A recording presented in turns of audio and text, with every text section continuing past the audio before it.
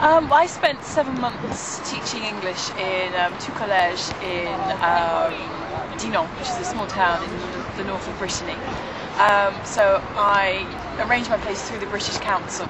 The university puts you in touch with the British Council, helps you fill out their forms, but you deal directly with the British Council to get the placement, and then they contact you with where they've placed you.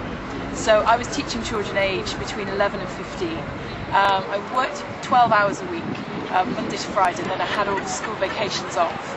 I had a flat within one of the schools that I was teaching at, which I paid minimal rent for, and then I was paid by the Ministère d'Éducation in France, which is like the school body.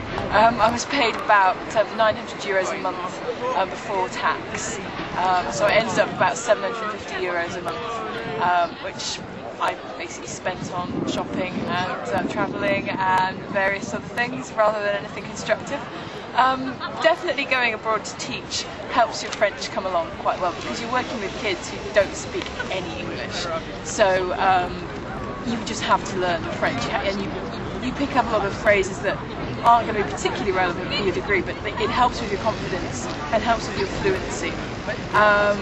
Probably the highlight of it was being able to travel around France in the school vacations, and also getting to live within the French culture, because I think the advantage of doing teaching rather than being a student is that you're living within a community rather than a student community, which can sometimes be a little bit too international and not French enough.